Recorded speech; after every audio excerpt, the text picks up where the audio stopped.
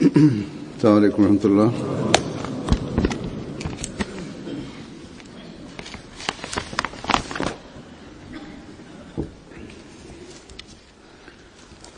أشهد أن لا إله إلا الله وحده لا شريك له وأشهد أن محمدا عبده ورسوله أما بعد فأعوذ بالله من الشيطان الرجيم بسم الله الرحمن الرحيم الحمد لله رب العالمين الرحمن الرحيم مالك يوم الدين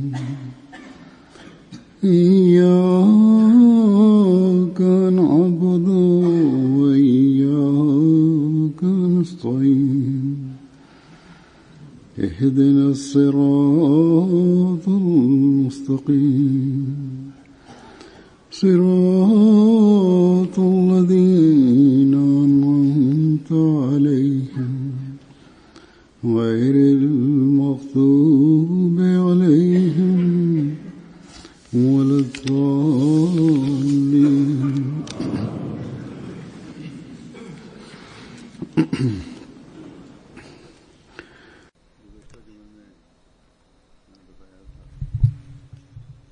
Gjumane kaluar ju kisha thënë se në shtetin Punjab të Pakistanit qeveria ka ndaluar disa nga pra literaturën e xhamatit që ajo të mos botohet dhe të mos publikohet, dhe këtë e kanë dhënë si lajm disa nga gazetat e Pakistanit.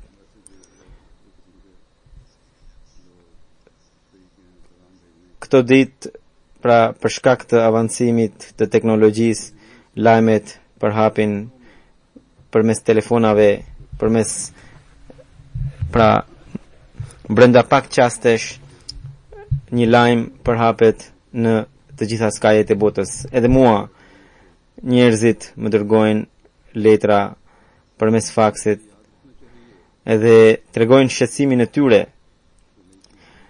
Ne duhet të dimë se këto gjëra nuk janë të reja për ne. Xhamati, historia e xhamatit Musliman Ahmedia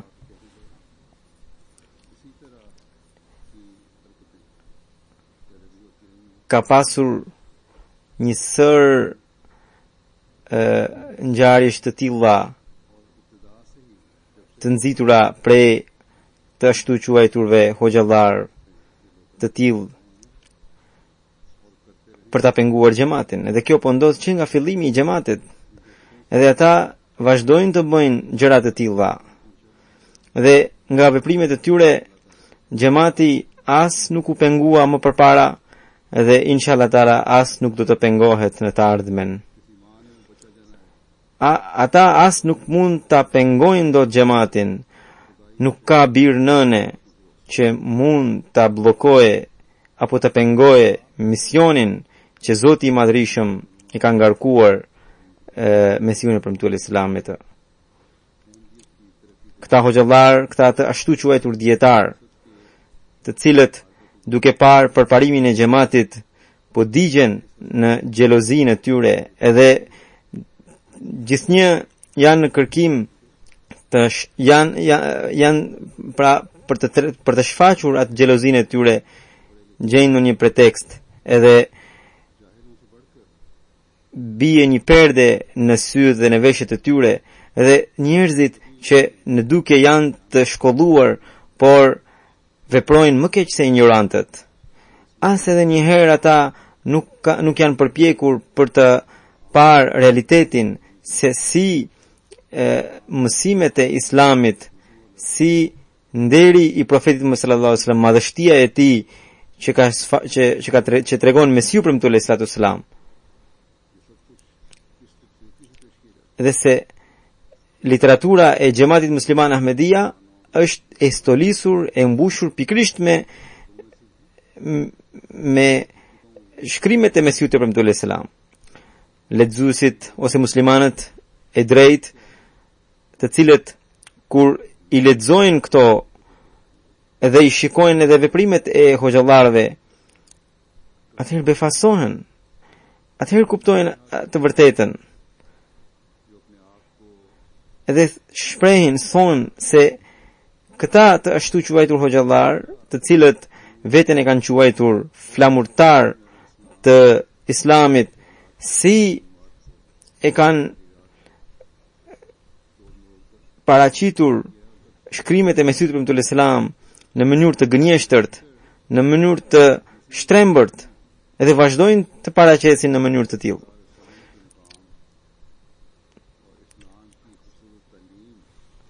Duke parë se si Mesiu premtuar alayhi salam tregon pozitën e lartë të Mesiut të premtuar alayhi salam, të profetit Muhammed sallallahu alaihi wasallam dhe mësimeve të islamit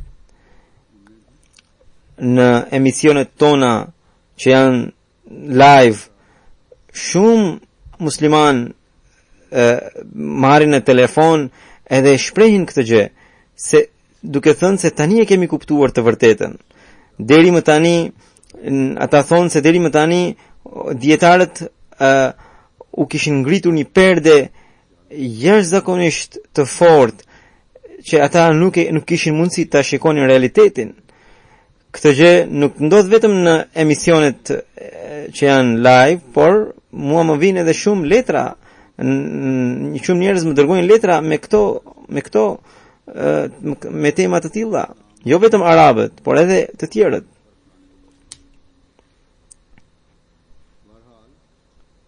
Këta të ashtu quajtur hoxhallar, duke e përndjekur xhamatin, në fakt tentojnë të ambulojnë pozitën e lartë të Muhamedit sallallahu alaihi wasallam.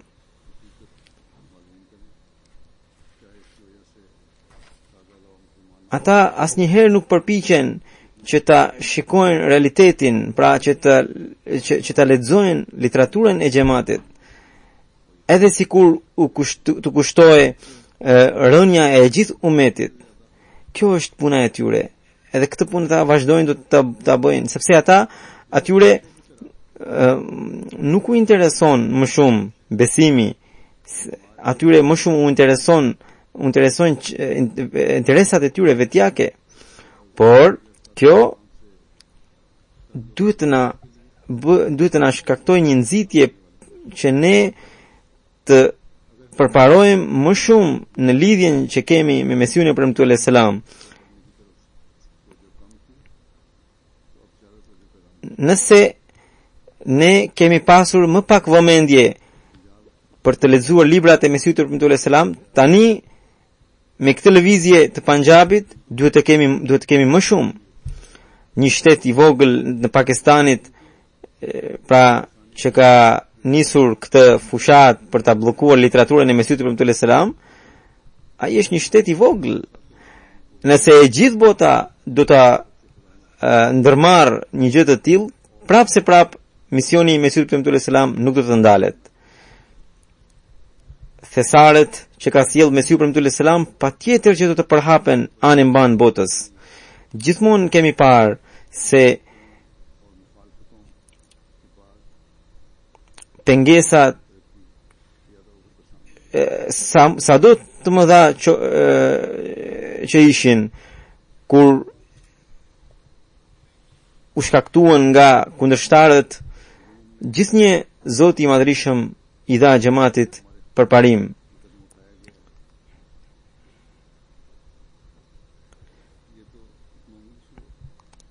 Ky hap që është hedhur në Pakistan kundër xhamatit, ky është një hap shumë i vogël. Ne jemi një xhamat i tillë të cilin sa më shumë ta shtypin këta, aq më shumë Zoti i lartësuar do të na ngrejë. Inshallah taala, edhe tani kështu do të ndodh. Kështu që mos u mërzitni, mos keni shumë frikë. Tani librat e Mesiut të Premtuar sallallahu alaihi wasallam, alhamdulillah, janë të përhapur, botohen edhe në vende të tjera, po botohen edhe në vende të tjera. Të gjithë librat janë në webfaqe. Shumica prej tyre janë edhe në audio tani. Të tjerat inshallah së shpejti do të mundsohen. Ishte një kohë kur ishte ky shqetësim se nëse do të bllokohe publikimi i literaturës, mbylleshin rrugët, por tani alhamdulillah ne kemi mjete të tilla saqë këta libra tashmë janë të përhapur në atmosferë, edhe vetëm me një klikim ju mund t'i keni në shtëpinë tuaj. Detyra jonë është që ne të përfitojmë sa më shumë, të pasurojmë veten tonë sa më shumë me librat e Mesiut të Premtuar Islam. Unë kam vendosur që tani e tutje në MTA, pra në kanalin e xhamatit, më shumë do të jepet më shumë literaturës së Mesiut të Premtuar sallallahu alaihi wasallam.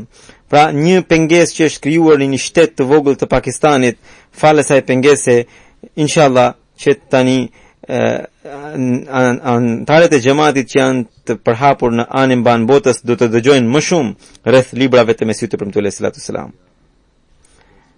Edhe jo vetëm kaq, jo vetëm në gjuhën e Mesiut të Premtuar sallallahu alaihi wasallam, por tani inshallah do të fillojnë edhe në gjuhë të tjera.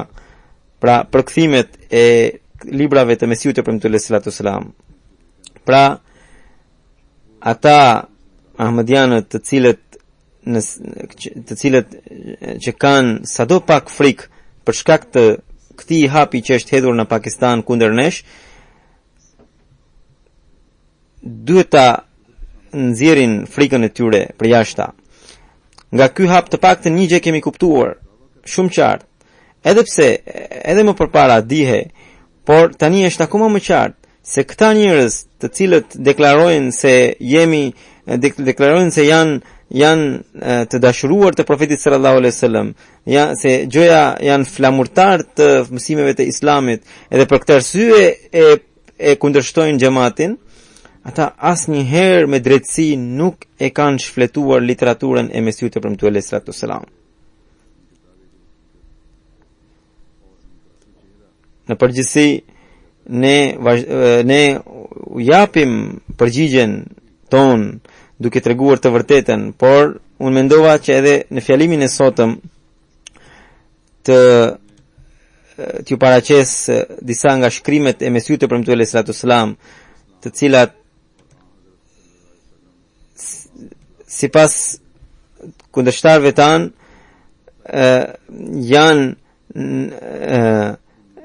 për të diskreditojnë emrin e Islamit dhe pozitën e profetit sallallahu alaihi wasallam, ose ato nauzubillah janë me një material i cili nxit urrëtie, i cili nxit dhunë e kështu, pra sipas tyre.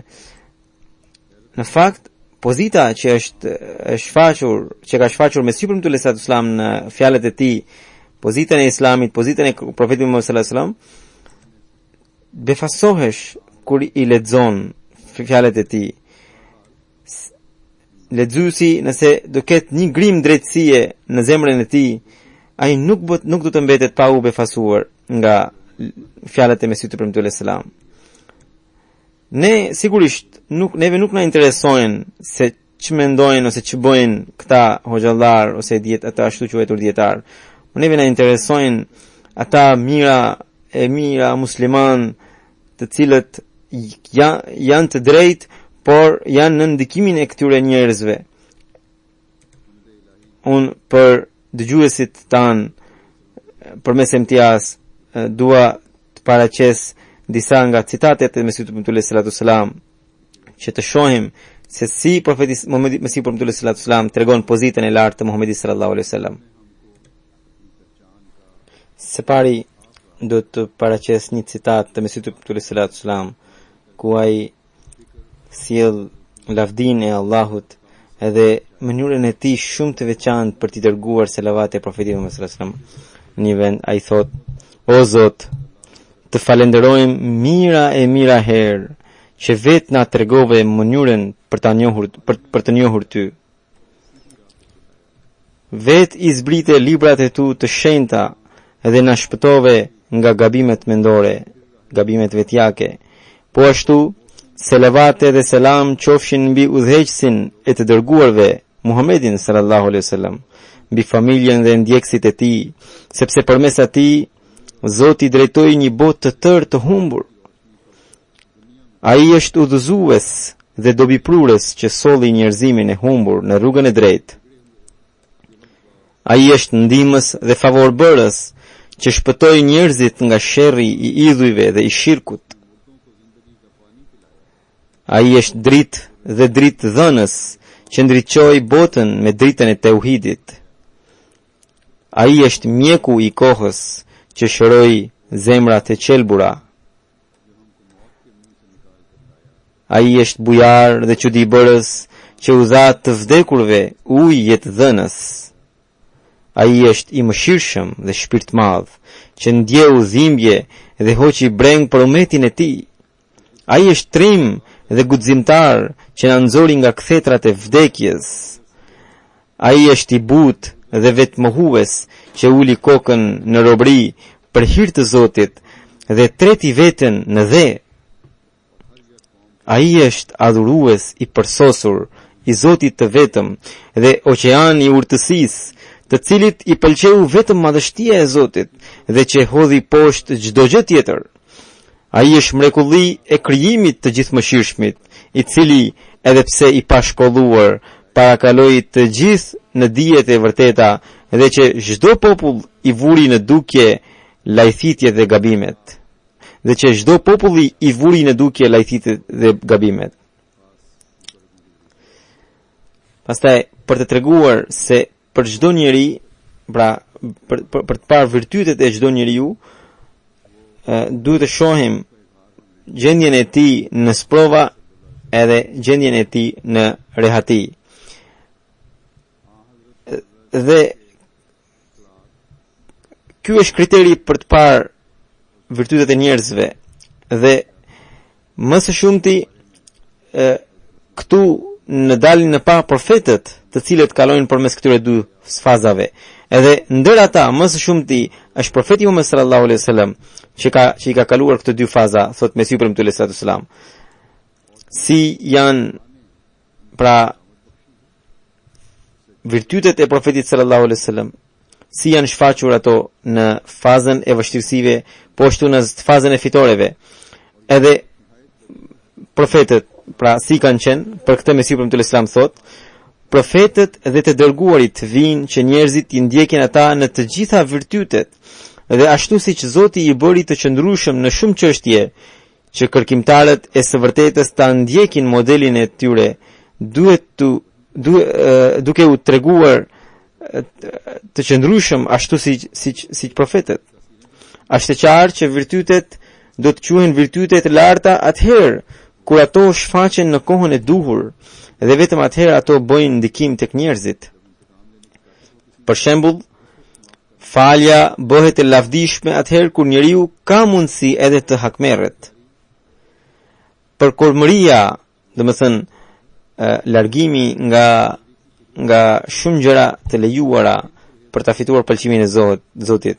Thot, për kormëria bëhet e besueshme atëherë kur njeriu ka mundësi edhe të plotësojë dëshirat e nefsit të tij. Për të provuar pikrisht këtë vullnet të tij, Zoti i lartësuar jetën e ndritur të profetëve i ndan në dy pjesë. Një që kalon përmes shtrëngimesh, vuajtjesh dhe vështirësish të gjithë farësh, torturësh, në mënyrë që të shfaqen ato virtyte të larta të profetëve, të cilat nuk mund të shfaqen pa kaluar në vështirësi të skajshme.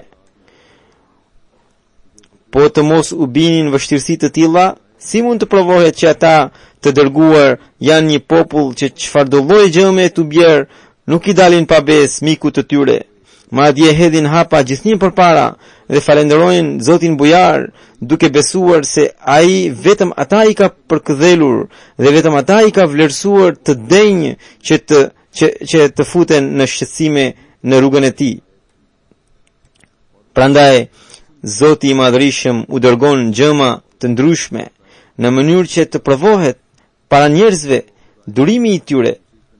Pra në mënyrë që të provohet para njerëzve durimi i tyre, hapat e tyre të qëndrueshëm, besnikëria e tyre, bururia e tyre, dhe të faktohet se qëndrueshmëria është më e madhe se sa mrekullia.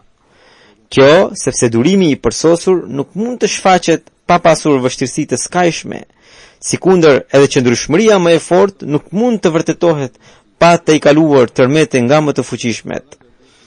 Këto vështirësi në të vërtet janë bekime shpirtërore për profetët dhe njerëzit e tjerë të Zotit, nëpërmjet të cilave bota dëshmon virtytet e tyre madhore që i bëjnë ata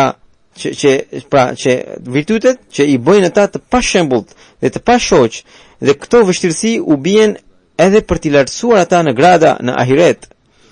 Po të mos ua dërgonte këto vështirësi Zoti, ata nuk do të gëzonin as bekimet, as nuk do të provonin bukurinë e virtyteve të veta para njerëzve. Madje nuk do të kishte asnjë dallim midis tyre dhe të njerëzve të tjerë. Ata thjesht do të vinin në këtë botë, do të kalonin ca ditë gëzimi e rehatie dhe do të largoheshin, duke lënë pas edhe rehatin edhe gëzimet e tyre. Dhe as në ahiret nuk do të gëzonin asnjë bekim apo gradë të lartë. Kështu, bota do të privohe nga dëshmimi i fitoreve të tyre, i burërisë të tyre, i besnikërisë të tyre, i trimërisë të tyre, për shkak të cilave ata u cilësuan të pakundëshoq, të vetëm, të paarritshëm, të përsosur e guximtar, sikur mira luan në një trup ose mira panter në një fizik. Forca e tyre për të gjithë të tjerët u bë më e madhja pikërisht për shkak të këtyre sprovave. Ndërsa pjesa e dytë e jetës së profetëve dhe njerëzve të Zotit përbëhet nga fitoret, arritjet e pasurisë në mënyrë që të shfaqen edhe ato virtyte të cilat mund të shfaqen vetëm në kohë fitoreje, triumfi, sundimi, force. Sepse virtytet si falja ndaj atyre që shkaktojnë dhimbje, dashuria ndaj armiqve, dashamirësia ndaj dashakëqive, jo dashuria ndaj pasurisë, mos krenaria me pasurinë, bujaria, jo vetpëlqimi në ndikimin e pasurisë, mos përdorimi i pushtetit për të shkaktuar dhunë, të gjitha këto janë virtyte që kërkojnë të kesh pushtet, pasuri dhe sundim që t'i shfaqesh ato. Kjo është arsyeja që urtësia e Zotit kërkoi që ta pajis jetën e profetëve dhe të njerëzve të Zotit me të dyja gjendjet, të cilat janë njëherësh të mbushura me bekime të Zotit. Megjithatë, jo çdo kujt i vijnë këto dy gjendje në të njëjtën renditje. Urtësia e Zotit disave në pjesën e parë të jetës së tyre u jep paqen dhe qetësinë, kurse pjesën e vështirësive u jep mbrapa, dhe disave së pari u vijnë vështirësitë dhe më pas u vjen ndihma e Zotit. Por ka edhe të tillë, të cilëve të dyja këto u vijnë në mënyrë të përzier, kurse disa i kanë shumë të dalluara.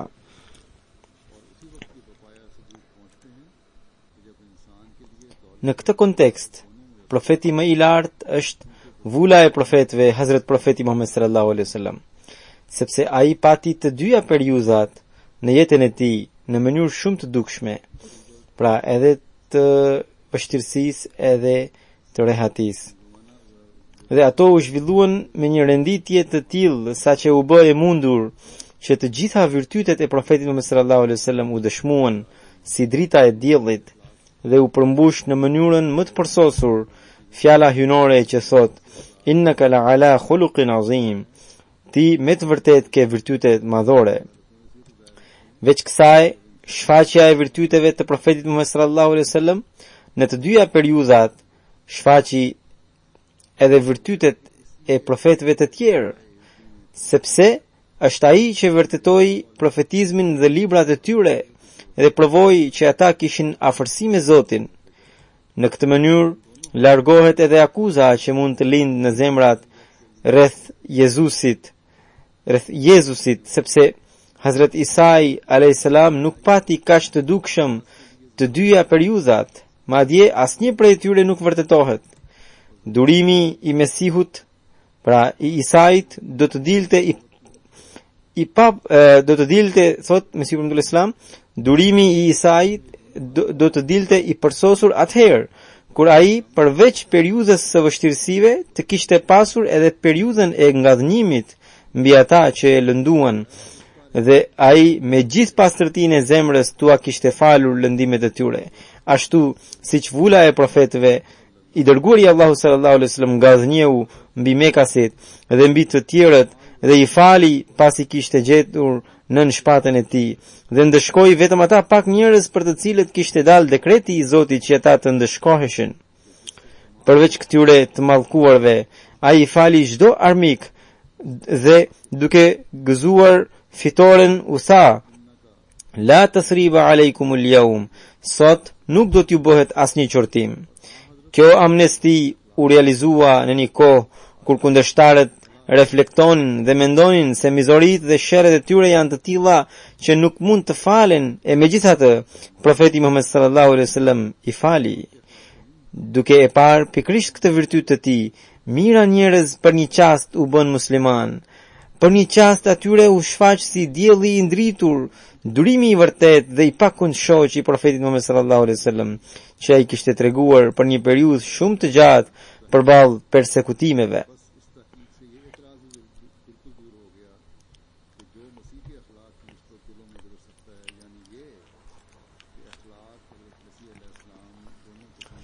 Si Profeti Islam thot, është në natyrën e njeriut si kriter që ai vlerëson durimin e atij njeriu i cili pasi pati kohë të vështira duke duruar, pati edhe kohë pushteti dhe sundimi kur kishte mundësi të hakmere, por ai prap i fal. Nga ky këndvështrim virtytet e Mesihut premtuar, nga ky këndvështrim virtytet e Isait a.s. që paraqiten siç është durimi, butësia, vetëpërmbajtja e tjera, nuk janë vërtetuar tërësisht, sepse nuk u vërtetua se durimi dhe butësia e tij ishin me hir a pa hir. Mesihu nuk pati kohën e sundimit që bota të dëshmonte se si do të sille ai me përsekutuesit e tij. A do t'i falte apo do t'i dënonte? E kundërta ndodhi me profetin Muhammed sallallahu alaihi wasallam. Virtytet e të cilit u provuan dhe u shfaqën dukshëm qindra herë si drita e diellit, edhe virtytet e tjera si bujaria, dhënia përparësisë për tjetrin, trimëria, dëlirësia, vetëmjaftueshmëria, jo dashuria ndaj botës, të gjitha këto u dëshmuan kaq hishëm e kaq qartazi tek ai, saqë jo vetëm Jezusi, por me asnjë profet në historinë e botës nuk kemi qoftë një shembull të tillë. Kjo sepse Zoti i Madhrishëm profetit Muhammed sallallahu alaihi wasallam i hapi dyert e thesareve të pafundme, dhe profeti sallallahu alaihi wasallam të gjitha ato i shpenzoi në rrugën e Zotit dhe nuk kurseu asnjë gjë për rehatin personale. Për vete ai nuk ndërtoi asnjë godinë as obor, por gjithë jetën kaloi në një kasolle të thjesht që nuk kishte asnjë epërsi mbi kasollet e njerëzve të varfër.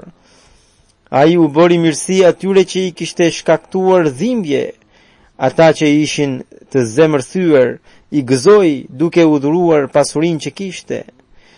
Për të fjetur shpesh toka i u bë shtrat, e për të jetuar pati një kasolle të vogël. Për të ngrënë kishte ose buk elbi ose rinte pa buk. Ati i u dhan thesaret e botës me shumicë, por ai nuk i përlau as pak duart me to.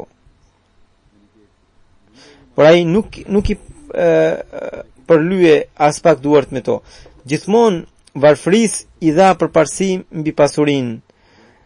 thjesht e thjeshtësisë mbi luksin, që nga dita kur u shfaq si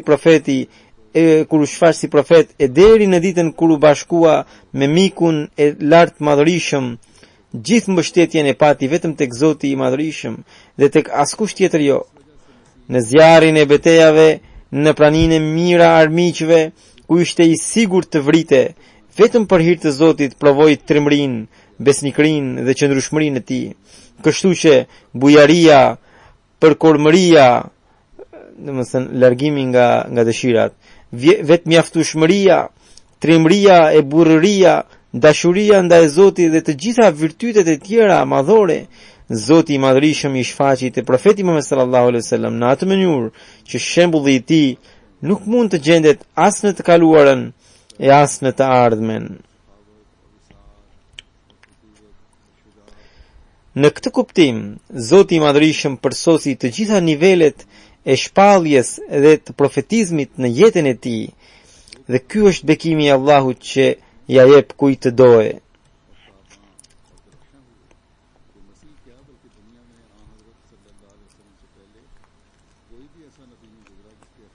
Njëherë një i krishter i bëri pyetje Mesiut të premtuar alayhis salam duke thënë: Jezusi për veten e tij tha: "E jani pranë meje, ju që jeni të lodhur e të raskapitur, unë do t'ju jap rehatin."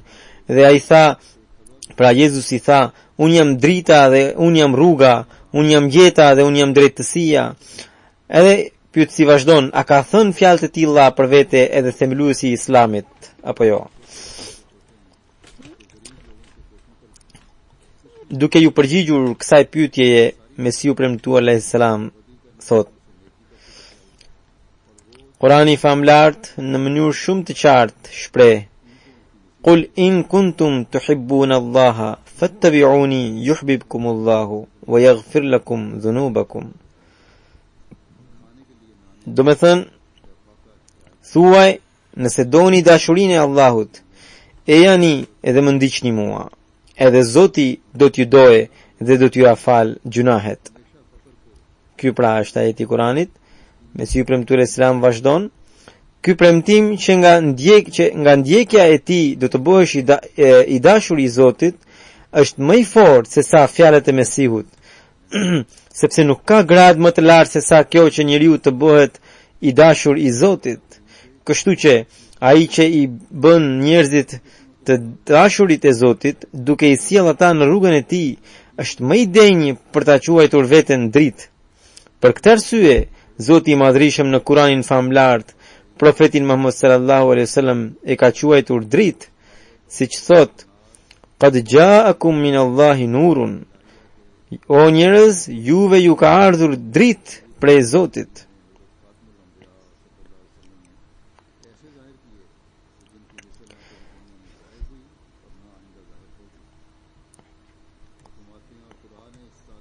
Duke treguar faktin se dashuria dhe ndjekja ndaj profetit Muhammed sallallahu alaihi wasallam e bën njeriu të dashur të Zotit, Mesiu premtuar alayhis salam vazhdon: Allahu i madhërisëm ka lënë si kriter për atë që dëshiron të bëhet i dashur i Zotit, i dashur i tij, që ai të ndjek profetin Muhammed sallallahu alaihi wasallam. Unë personalisht e kam përvojën që ndjekja me zemër të sinqertë ndaj profetit Muhammed sallallahu alaihi wasallam, dashuria ndaj tij përfundimisht e bën njeriu të dashur të Zotit. Nga kjo rrugë vetë në zemrën e njeriu krijohet një afsh i dashurisë ndaj Zotit. Atëherë një njeri i tillë largohet nga çdo gjë dhe anon tërësisht nga Zoti, duke ju përkushtuar dhe e dashuruar vetëm atë. Atëherë edhe dashuria nga Zoti manifestohet në mënyrë të veçantë për të, dhe duke e praruar me një ndjenjë të fortë dashurie e bën për vete. Atëherë një njeri i tillë i mbizotron dëshirat e nefsit të vet. Më pas, në mbështetje dhe në ndihmë të tij, Zoti i lartësuar nga çdo anë shfaq vepra të jashtëzakonshme në formë mrekullie.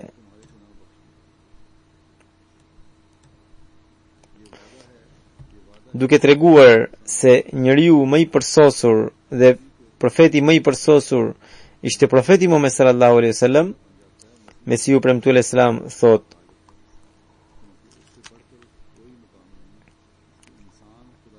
ai njeri që tregoi modelin e tij të përsosur me qenien e tij, me atributet e tij, me veprat e tij dhe me forcën e tij të pastër shpirtërore, me dijen e tij, me qëndrueshmërinë e tij dhe u quajt njeri i përsosur, profet i përsosur, ai njeri që erdhi me bekimet e përsosura, ardhja e të cilit shkaktoi ditën e gjykimit të parë shpirtërore për të gjithë botën dhe i solli jetë një bote të tërë.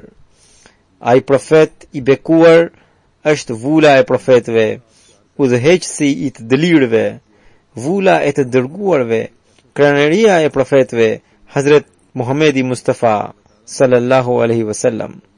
O Zoti ynë i dashur, lartësoje dhe bekoje këtë profet aq shumë sa që nuk ke lartësuar e bekuar askën tjetër në botë.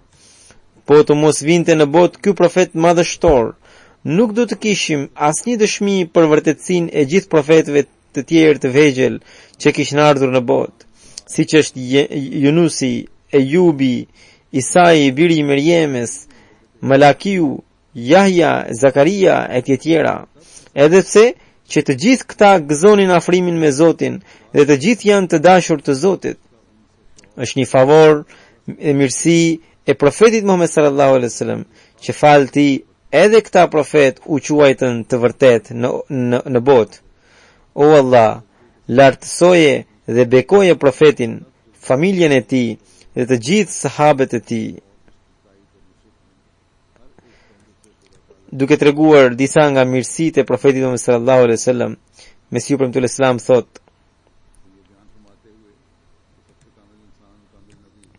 Zoti i Madhërisëm na dërgoi një profet që është bujar në çdo çështje mirësie, që ka parakaluar çdo kënd në të gjitha kategoritë e profetizmit. Ai është vula e të gjithë profetëve e të dërguarve. Ai është profeti që lindi në qytetin që është nëna e gjithë qyteteve. Gjuhët e të bekuarve prej tij gjithnjë janë duke lavdëruar atë.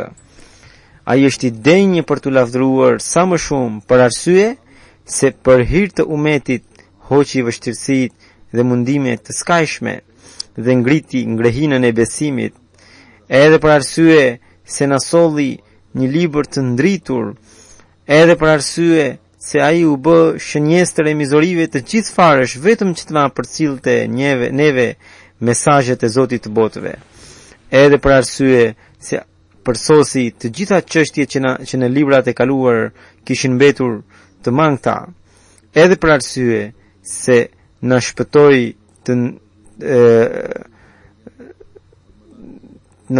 të ndiqnim rrugët e skajeve, duke na dhuruar një shariat që është i pastër nga tmeta, edhe për arsye se porosisi virtytet dhe na tregoi virtytet madhore, edhe të gjithë popujt e botës i bëri t'i mbeten mirënjohës, edhe për arsye se na tregoi rrugën e drejtë përmes shpalljeve me kuptime shumë të thella, edhe për arsye se njerëzit që ishin si bagti i bëri të flisnin fjalët hynore, duke u dhënë frymën e udhëzimit dhe i pastroi ata në atë mënyrë sa që ata u flijuan për hir të pëlqimit të Allahut dhe si ujë derdhen gjakun e tyre, dhe duke treguar bindje të plota i adorzuan veten tërësisht Allahu. Nga ana tjetër, ai na tregoi perla urtësie dhe edukimi kaq të bukura, saqë përmes tij ne arrim gradën e bekuar. Përmes udhëzimit të tij ne kemi parë me sy rrugët që na çojnë drejt Zotit të vërtet. Ai na përsosi shpirtërisht dhe na ngriti deri në qiell, edhe pse ishim të fundosur thellë e më thellë në tokë. Prandaj, o Allah, deri në ditën e fundit, përgjithmonë lartësoje dhe bekoje këtë profet sallallahu alaihi wasallam, familjen e tij, sahabët e tij, që u bën ndihmësit dhe të ndihmuarit e tij, të cilët dhanë jetën dhe nderin e tyre në rrugën e Zotit, që Zotit dhe profetit të tij u dhanë përparësi mbi mbi pasuritë dhe mbi fëmijët e veta. Radhiyallahu anhum wa radu radhiyallahu anhum ajma'in.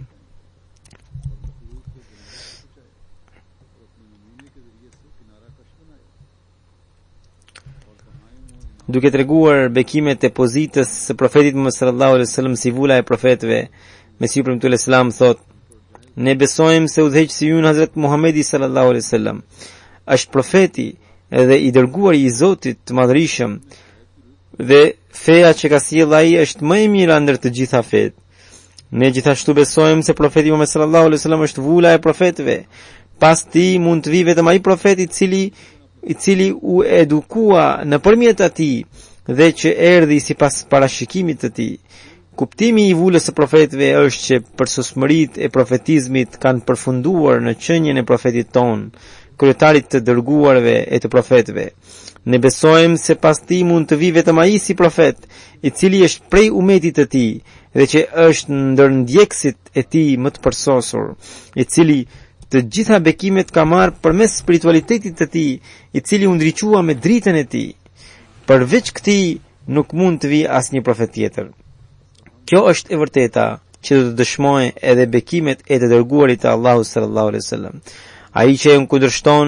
Ai që e kundërshton duke mohuar se të dashurit dhe ndjekësit e tij të përsosur, pra të profetit sallallahu alaihi wasallam, nuk mund të gëzojnë këtë bekim, zgjedh rrugën e ignorancës, madje tenton të provojë se Zoti i Madhërisëm ka mundsuar dëshminë se profeti Muhammed sallallahu alaihi wasallam nauzubillah është ebter, pra fatprer.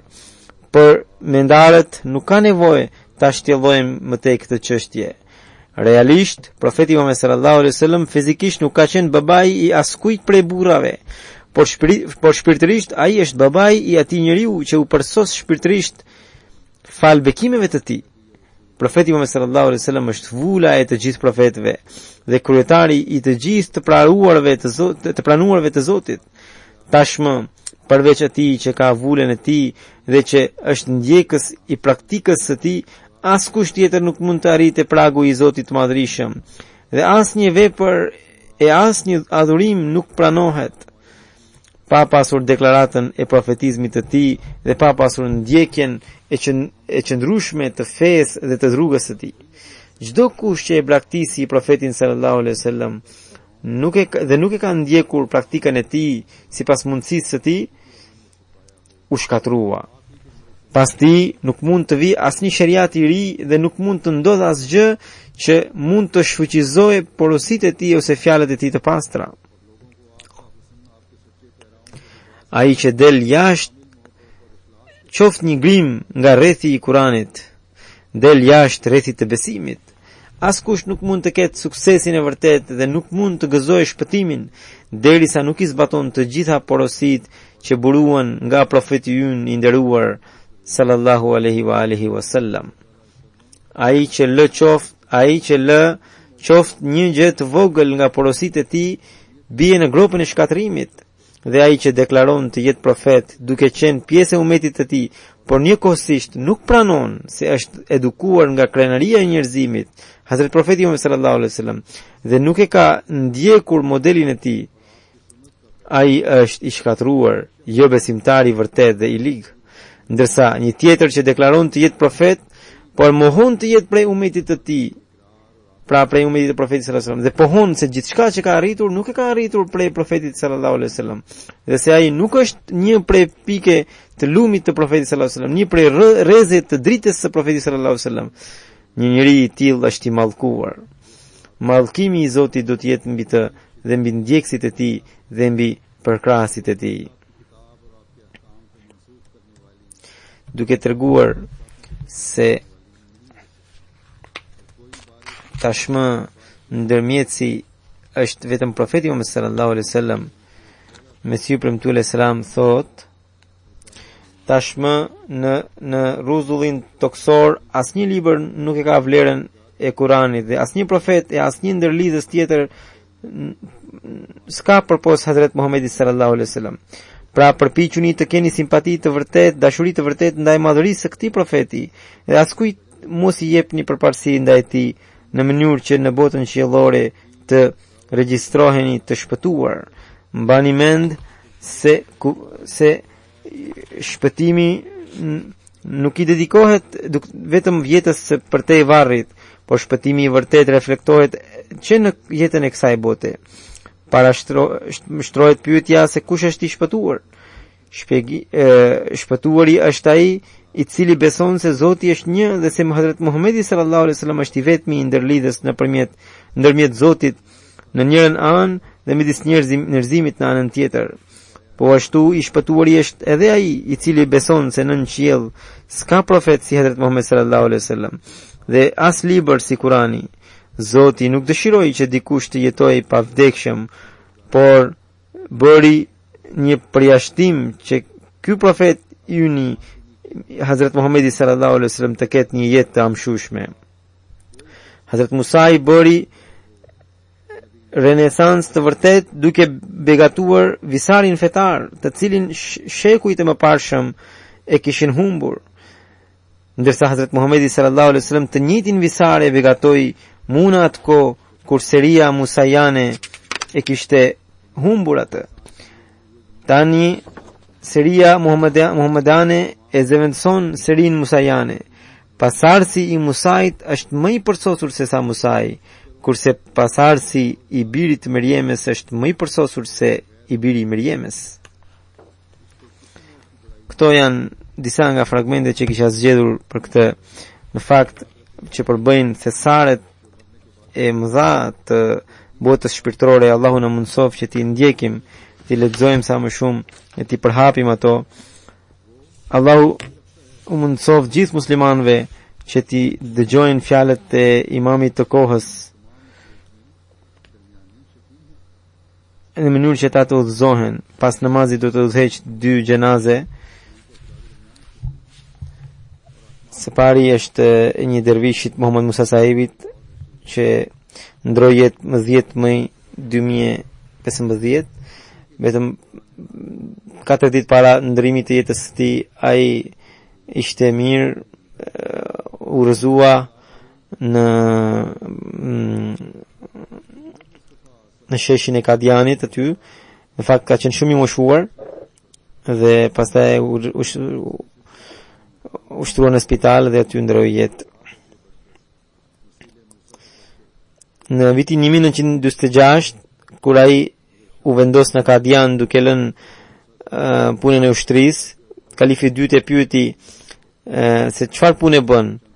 Ai tha se unë kam lënë ushtrinë edhe do po mendoj të bëj ndonjë tregti. Kalifi i dytë tha se mua më duhesh. Atëherë ai la gjithçka dhe u vendos në Kadian. Dhe kështu ai u bë njëri prej 313 dervishëve të Kadianit, të cilët e mbrojtën Kadianin në gjatë razirave. Për vite me radhë ai shërbeu në zyrat e Kadianit. Në 2006 pati mundësi të merrte pjesë edhe në gjallësen e Gjermanisë duke përfaqësuar dervishët e Kadianit. Edhe mori pjesë edhe në betin ndërkombëtar duke përfaqësuar shtetin indian. Ai la pas 2 vajza dhe 3 djem.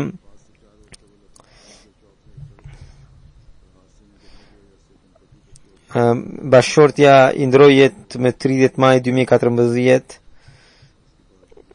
Këta çifti pra ka kaluar një jetë shumë të thjeshtë për hir të Zotit. Allahu dhën durim pasuesve të tij, domethënë aty njerëzve të tij. Gjenazja e dytë është e sahibzadi Sejida Amatur Rafik Sahibas, e cila ka qenë e bija e Sejid Mir Muhammad Ismail Sahibit, që ndroi jetë me 6 maj 2015 në moshën 80 vjeçare. Në lillahi wa inna ilaihi raji'un. Hazrat Mir Muhammad Ismail Sahibi kishte bërë 2 martesa.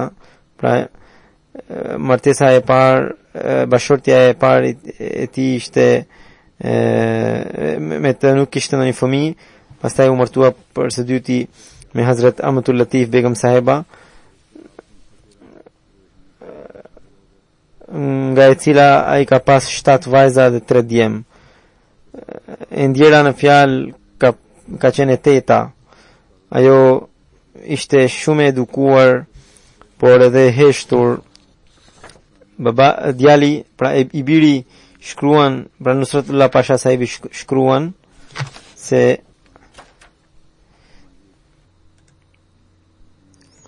pra djali i saj shkruan se babai i tij Hazratullah Pasha sahib pranoi xhamatin në vitin 1953 dhe Hazrat Mirza Bashir Ahmed Sahab radhiyallahu anhu, pra i biri me syt premtu alayhis salam, vet shkoi tek ai edhe i tha se kemi pasur dy i tha se ata kanë pasur dy daje. Daja e parë ishte Hazrat Mir Muhammad Ishaq sahibi që ka qenë një sufi madhor, ndërsa i dyti Hazrat Mir Muhammad Ishaq sahibi ka qenë një intelektual, një dietar i madh. Dhe unë ju kam sjell, tha,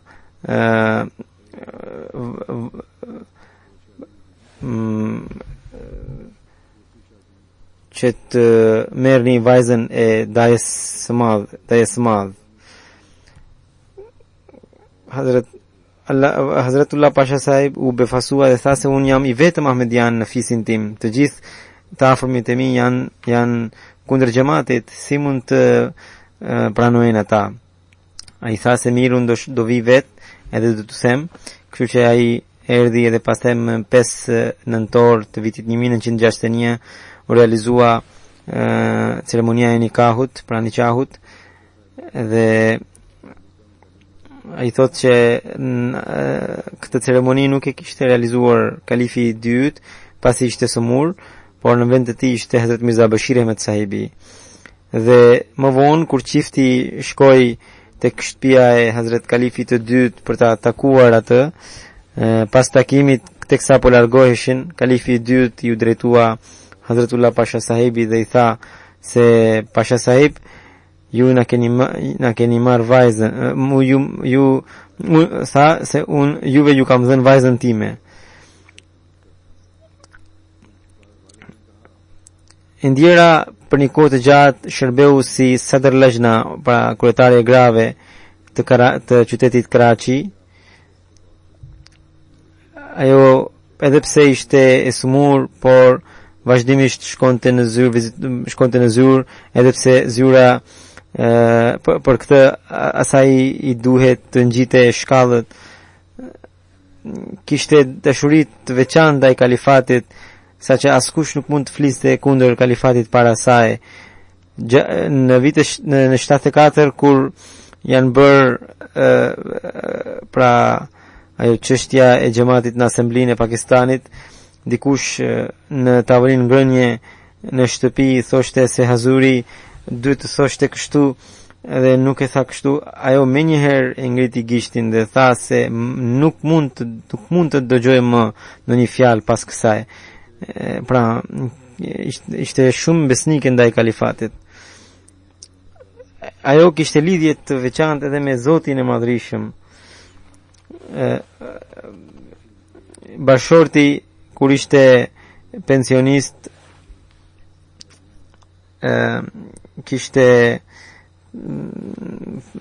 ishte pak ngusht ekonomikisht. Atëherë babai i tij kur ishte pensionist ishte pak i ngusht ekonomikisht. Atëherë ajo tha se un kam marr një lajm prej Zotit, wallahu khairur raziqin, do të thënë Zoti është furnizuesi më i mirë. Pas asaj ai bashorti i saj gjeti punë në bankën botërore si këshilltar, edhe alhamdulillah pastaj gjërat ndryshuan.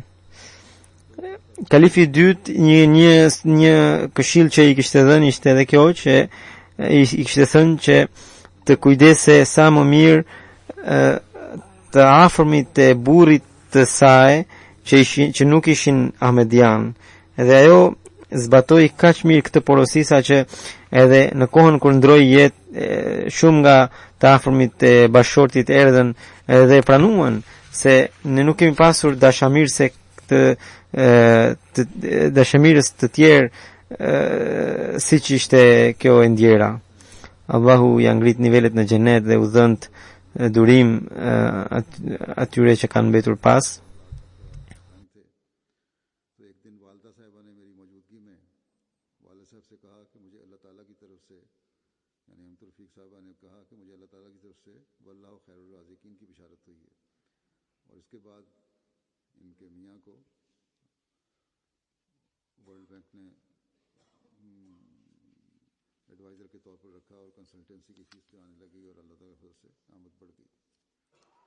दुनिया से कोई लगाव नहीं था। इनकी बेटी ने लिखा है फरहाना पाशा ने कि मेरी उम्मी का जो सामान लपेटा है तो कुछ 15 मिनट लगे सब कुछ लपेटने में। और एक खूबी जो इनकी ये थी, इनका सारा ससुराल गैर अहमदी था। हज़रत मुस्लिम मौद ने इनको नसीहत की थी कि गैर अहमदी रिश्तेदारों का हमेशा ख्याल रखना।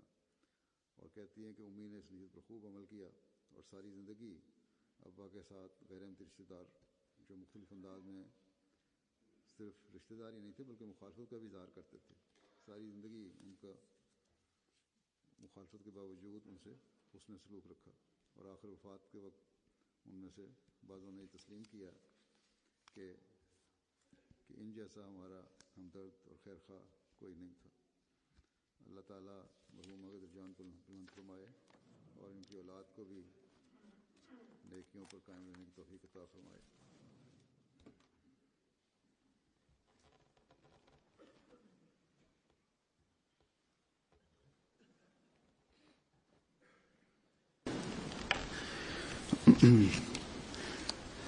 अल्हम्दुलिल्लाह नहमदुहु व नस्तईनुहु व नस्तगफिरुहु व नु'मिनु बिही व नतवक्कलु अलैहि व नऊज़ु बिल्लाहि मिन शुरूरि अंफुसिना व मिन सय्यिआति अअमालिना। من يهده الله فلا مضل له ومن يضلل فلا هادي له ونشهد أن لا إله إلا الله ونشهد أن محمدا عبده ورسوله. عباد الله رحمكم الله إن الله يأمر بالعدل والإحسان وإيتاء ذي القربى وينهى عن الفحشاء والمنكر والبغي يعظكم لعلكم تذكرون. اذكروا الله يذكركم وادعوه يستجب لكم ولذكر الله أكبر.